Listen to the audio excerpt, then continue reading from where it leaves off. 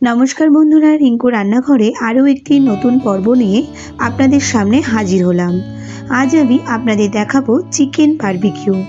जानेन तो बंधुरा सारा बछर धरे अपेक्षा करे थाकी कबे शीतकाल आसबे आर तखन एई रेसिपिटी आमी करब। एई रेसिपिटी आमी आपनादेर खूब सहजभावे करे देखाबो। आशा करी आपनादेर रेसिपिटी खूबई भालो लागबे, ताई भिडियोटी स्किप ना करे पुरोटा देखार अनुरोध रइल। आमी एखाने 2 केजी चिकेन माঝারি साइजेर पिस करे निয়েছি এবং সেগুলো আমি ভালো করে ধুয়ে পরিষ্কার করে এর মধ্যে এখন এক এক করে দেব 200 গ্রাম টক দই।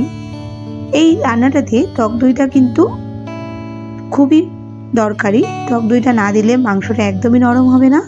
আর এরপরে আমি দিচ্ছি 2 চামচ রসুন বাটা, দেব 2 চামচ আদা বাটা, দিচ্ছি কালারের জন্য 1 চামচ হলুদ, झालेर जोन्नो देव 1 चामच शुकनो लंका गुड़ो। आपनारा चाइले किन्तु एखाने काँचा लंका कुचिओ दिते पारेन। दिচ্ছি 1 टेबिल चामच जिरा ओ धने गुड़ो। आरो एकटु बेशी कालारेर जोन्नो आमी देव 2 चामच काश्मीरी लंकार गुड़ो। आपनारा यदि झाल आरो पछंद करेन तबे किन्तु एखाने एकटु गोलमरिच गुड़ो व्यवहार करते पारेन। एखन देव आमी स्वाद मतो लवण।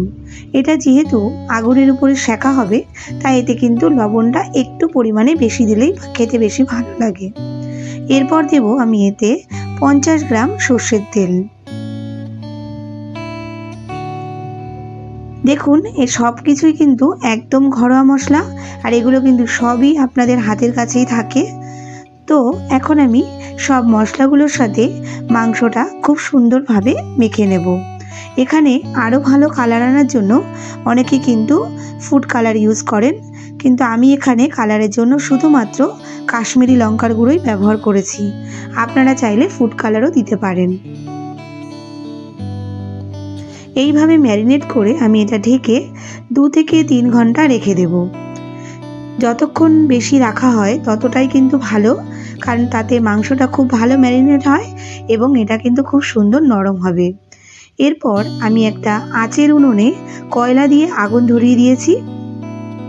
এর উপর আমি বসিয়ে দিয়েছি একটা লোহার নেট এবং নেটটা ভালো করে পরিষ্কার করে এর উপরে আমি একটু তেল মাখিয়ে নিয়েছি যাতে মাংসগুলো দেওয়ার পরে এঁটে না যায়।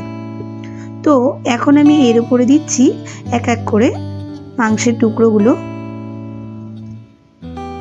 এখানে আমি বলে রাখি বন্ধুরা, এখানে কিন্তু আগুনটা মিডিয়াম রাখলেই ভালো হবে, তবে মাংসগুলো খুব ভালোভাবে সেদ্ধ হবে। আর আগুন যদি বেশি হয় তাহলে মাংস বাইরে থেকে পুড়ে যাবে কিন্তু ভেতরে একদমই সেদ্ধ হবে না।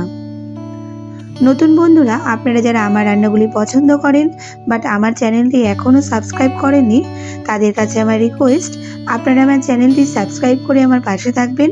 সাথে পাশে থাকা বেল আইকনটি প্রেস করে দিলে আমার নিত্য নতুন রান্নার ভিডিও নোটিফিকেশনটি আপনি সবার প্রথমে পেয়ে যাবেন।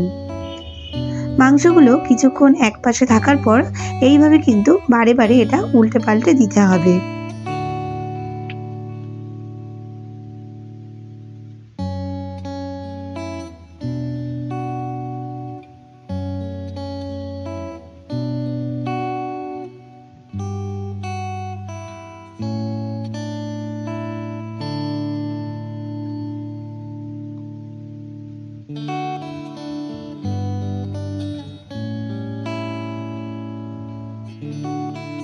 এইভাবে উল্টে পাল্টে দিয়ে দিয়ে মাঝে মাঝে কিন্তু ব্রাশ দিয়ে একটু একটু করে মাংসের গায়ে এরকমভাবে বাটার লাগিয়ে দিতে হবে।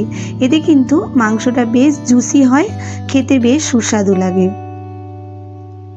মাংসগুলো দেখুন এইভাবে একটু একটু যখন সাইড থেকে পুড়ে যাবে এবং দেখুন মাংসটাও বেশ সেদ্ধ হয়ে যাবে, চিমটা দিয়ে আপনারা দেখতে পারেন, তখন কিন্তু এগুলো নামিয়ে নিতে হবে।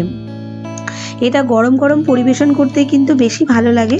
আর এই ঠান্ডার মধ্যে গরম গরম এরকম যদি রেসিপি পাওয়া যায় তো সন্ধ্যেটা কিন্তু একদমই জমে যায়। তো বন্ধুরা রান্নাটি ভালো লাগলে লাইক করে শেয়ার করে দেবেন, সাথে আপনাদের মতামত কিন্তু অবশ্যই আমাকে কমেন্টে জানাবেন। এখন তাহলে আসি বন্ধুরা, আপনারা সবাই ভালো থাকবেন, সুস্থ থাকবেন।